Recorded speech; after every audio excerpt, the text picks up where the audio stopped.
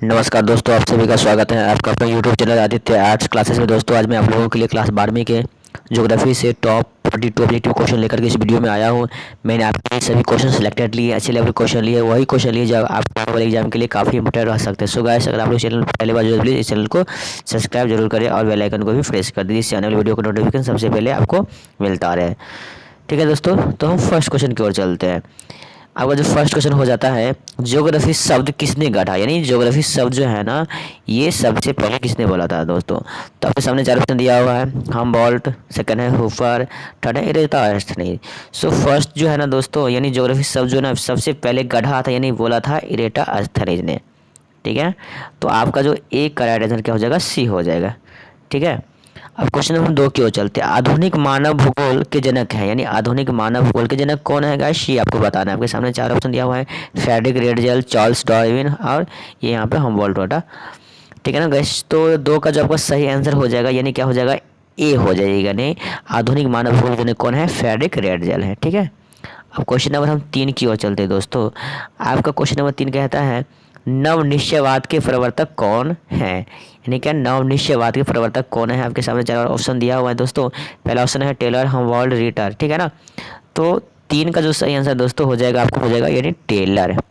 ठीक है, अब क्वेश्चन नंबर हम 4 की ओर चलते हैं। क्वेश्चन नंबर 4 है, किस वर्ष विश्व की मानव जनसंख्या 6 अरब हुई थी। ठीक है ना, यानी क्या किस वर्ष विश्व की मानव जनसंख्या 6 अरब हुई थी दोस्तों। तो आपके सामने चार ऑप्शन दिया है, 1750, 1975, 1830, 1999। तो 4 का जो गैस आपका जो राइट आंसर हो जाएगा, यानी क्या 1999 में पूरे विश्व में लगभग 6 अरब जनसंख्या हुई थी। ठीक है ना, तो 4 का आंसर क्या हो जाएगा, डी हो जाएगा। क्वेश्चन नंबर हम 5 की ओर चलते हैं। आपका क्वेश्चन नंबर 5 है, किस द्वीप में सर्वाधिक जनसंख्या घनत्व पाया जाता है। आपके सामने ऑप्शन 4 दिया हुआ है, यानी 4 ऑप्शन दिया हुआ है। पहला ऑप्शन है आपका जावा, सेकंड है सुमात्रा यानी कि बोर्नियो, थर्ड है यानी कि चौथा है सेलेविस। यानी क्वेश्चन था किस द्वीप में सर्वाधिक जनसंख्या घनत्व पाया जाता है गाइस, जब इसका जो राइट आंसर हो जाएगा यानी कि जावा क्षेत्र, यानी जावा जो क्षेत्र है यहाँ पे सबसे ज़्यादा जनसंख्या घनत्व पाया जाता है। हम क्वेश्चन नंबर हम अब 6 की ओर चलते हैं। क्वेश्चन क्या आता है, निम्न में से एक जनसंख्या परिवर्तन के कारक नहीं है, यानी क्या 4 ऑप्शन दिया हुआ है, इसमें से आपको ये बताना है ऐसा कौन सा इसमें से ऑप्शन है जो जनसंख्या परिवर्तन के कारक नहीं है। देखिए, अब ऑप्शन 4 है, यानी 4 ऑप्शन दिया हुआ है। फर्स्ट ऑप्शन है प्रवास, यानी क्या प्रवास से क्या होता है, जनसंख्या परिवर्तन होता है। सेकंड है जन्म, यानी कि बच्चे जन्म लेते हैं तब भी क्या होता है, जनसंख्या परिवर्तन होता है। या डेथ यानी कि मृत्यु होता है तब भी क्या होता है, जनसंख्या परिवर्तन होता है। यहाँ पे पूछा है नहीं है, तो ये जो आवास यानी आवास जो है ना, जनसंख्या परिवर्तन के कारक नहीं है, इसलिए 6 का सही आंसर ए हो जाएगा। ठीक है, अब क्वेश्चन नंबर हम 7 की ओर चलते हैं।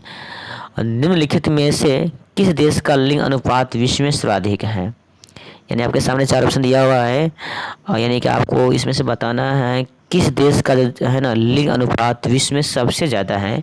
आपके सामने 4 ऑप्शन है, संयुक्त अरब अमीरात, फ्रांस, जापान और लेटविया। तो इसका जो सही आंसर हो जाएगा दोस्तों, लेटविया हो जाएगा। ठीक है दोस्तों, अगर आप लोगों को ये वीडियो पसंद है प्लीज़ इस वीडियो को लाइक ज़रूर करें। अब क्वेश्चन नंबर हम 8 की ओर चलते हैं। निम्नलिखित में कौन, यहाँ पे थोड़ा मिस प्रिंट है, रोपण फसल है, यानी क्या निम्नलिखित में से कौन रोपण फसल है। आपके सामने 4 ऑप्शन दिया हुआ है, यानी रोपण होता है यहाँ पे, यानी निम्नलिखित में से कौन रोपण फसल है। तो आपके सामने 4 ऑप्शन दिया हुआ है, गेहूँ, कोको, मक्का, राई। ठीक है, तो 8 का जो गैस आपका सही आंसर क्या हो जाएगा, कोको हो जाएगा। क्या हो जाएगा, कोको। क्वेश्चन नंबर हम 9 की ओर चलते हैं। निम्नलिखित में से कौन कृषि आधारित उत्पादन नहीं है। ठीक है, आपके सामने 4 ऑप्शन दिया हुआ है, चीनी, नमक, कॉफ़ी और चाय। बहुत इजी सा क्वेश्चन है, यानी कृषि से संबंध जो तो होती हैं, चीनी भी होती है, कॉफ़ी भी होती है, बट चाय भी होती है, बट नमक जो है ना कृषि से रिलेटेड नहीं है, इसलिए इसका सही आंसर नमक हो जाएगा। क्वेश्चन नंबर हम 10 की ओर चलते हैं। 2011 की जनगणना के अनुसार भारत में साक्षरता दर कितना प्रतिशत है, यानी कि 2011 की जनगणना हुआ था, उस जनगणना के अनुसार भारत की जो थी साक्षरता दर कितने परसेंट थी। ठीक है दोस्तों, तो आपके सामने 4 ऑप्शन दिया हुआ है, 64.4%, बी में 74.04%, सी में 76.10%, डी में 77.18%। तो 2011 की जनगणना जो हुआ था गाइस, उस जनगणना के हिसाब से भारत की जो साक्षरता दर था ये आपका जो था यानी क्या है 74.04%। इसलिए जो है 10 का सही आंसर बी हो जाएगा। ठीक है, क्वेश्चन नंबर 11 की ओर चलते हैं। निम्नलिखित राज्यों में कौन कपास उत्पादक नहीं है? ठीक है ना, यानी 4 ऑप्शन है, इनमें से कौन सा ऐसा राज्य है जहाँ पे कपास की खेती नहीं होती है? तो 11 को आपको बताना है। तो आपके सामने 4 ऑप्शन दिया हुआ है दोस्तों, आंध्र प्रदेश, महाराष्ट्र, हरियाणा। तो ये सिर्फ इसका जो आंसर हो जाएगा छत्तीसगढ़। ठीक है ना, यानी कि इन राज्यों में कपास का उत्पादन नहीं के बराबर होती है। क्वेश्चन नंबर 12 की ओर चलते हैं दोस्तों। निम्नलिखित नदियों में पूर्व की ओर प्रवाहित नहीं होती। तो इसका जो सही आंसर दोस्तों हो जाएगा यानी कि स्वर्ण रेखा। ठीक है, क्वेश्चन नंबर हम 13 की ओर चलते दोस्तों। निम्नलिखित राज्यों में किसमें नरौरा नाभ की ऊर्जा केंद्र अवस्थित है? ठीक है ना, तो 13 का आपका जो है आपके सामने 4 ऑप्शन दिया हुआ है, उत्तर प्रदेश, महाराष्ट्र, गुजरात, कर्नाटक। तो ये निम्नलिखित राज्यों में किसमें नरौरा नाभिक ऊर्जा केंद्र अवस्थित है? तो उत्तर प्रदेश में है। ठीक है, इसलिए इसका सही आंसर ए हो जाएगा। अब क्वेश्चन नंबर हम 14 यानी 14 की ओर चलते हैं।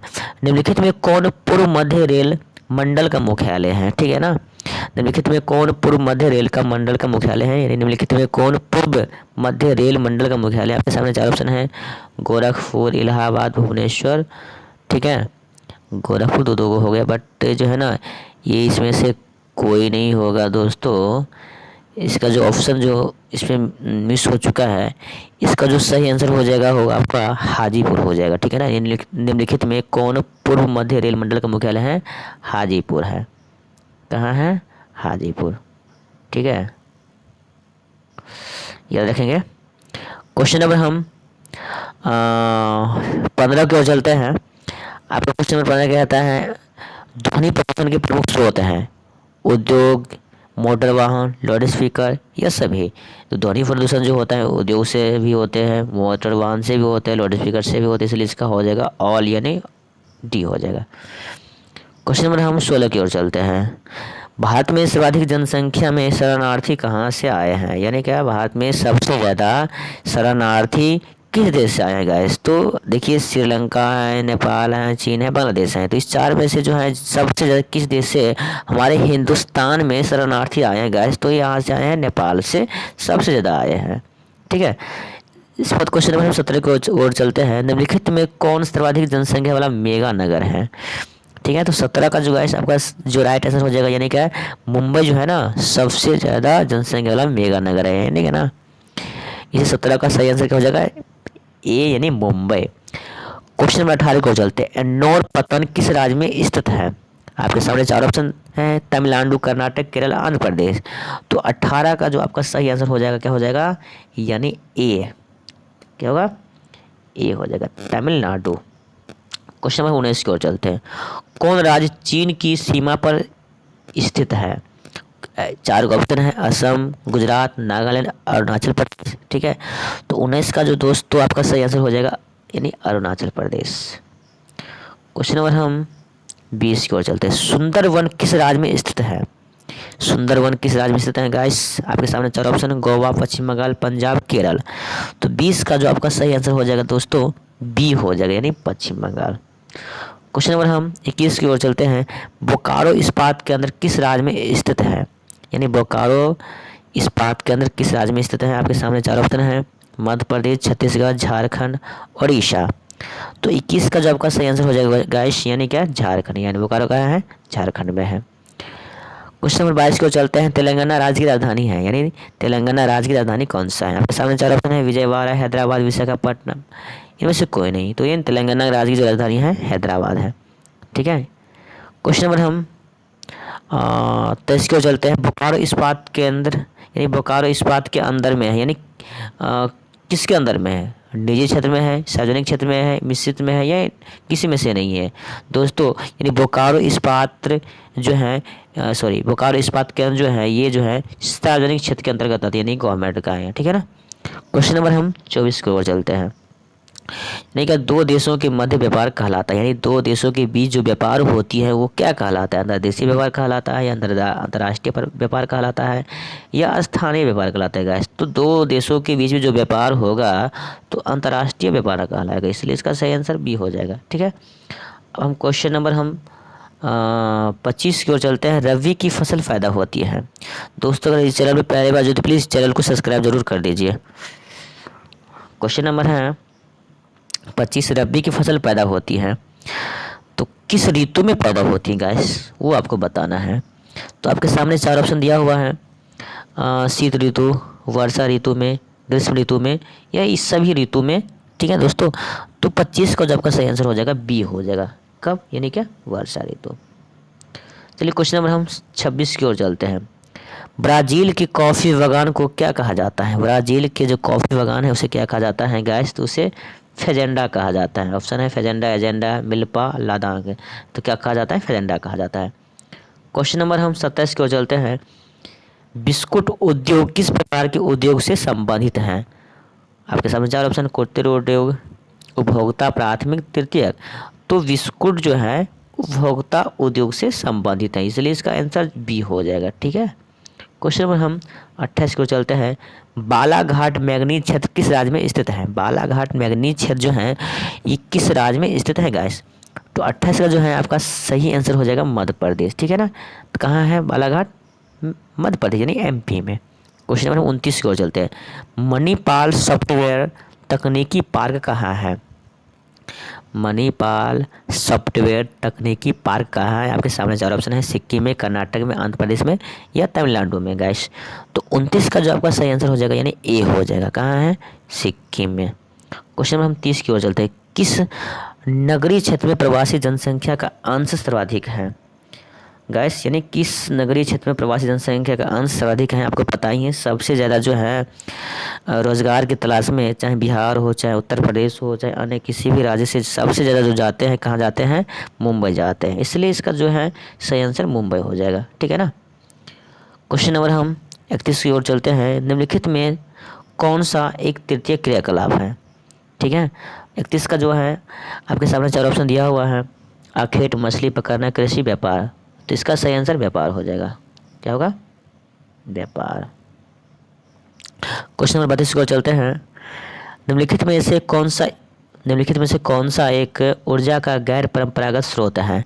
तो 32 का जो आपका राइट आंसर हो जाएगा यानी क्या? सौर ऊर्जा। ठीक है, क्वेश्चन नंबर हम 33 को चलते हैं। निम्न में से कौन सी रोपण फसल नहीं है गाइस? इसका जवाब आपको कमेंट में हमें बताना है। ठीक है ना। क्वेश्चन नंबर हम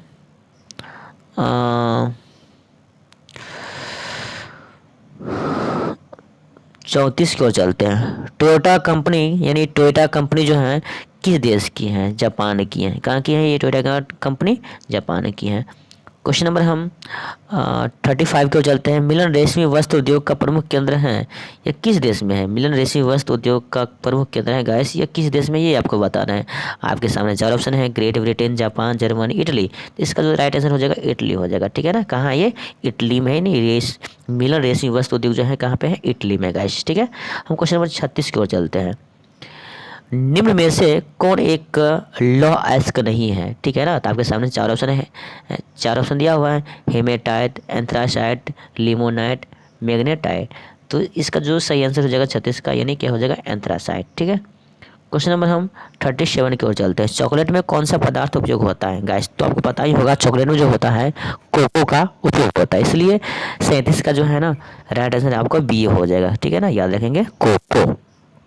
क्वेश्चन नंबर 38 की ओर चलते हैं, यानी 38 की ओर चलते हैं। निम्नलिखित में से कौन सी नगदी फसल है गाइस? तो नगदी फसल जो है ना इसमें से आपको चाय है 38 का, इसलिए सही आंसर सी हो जाएगा।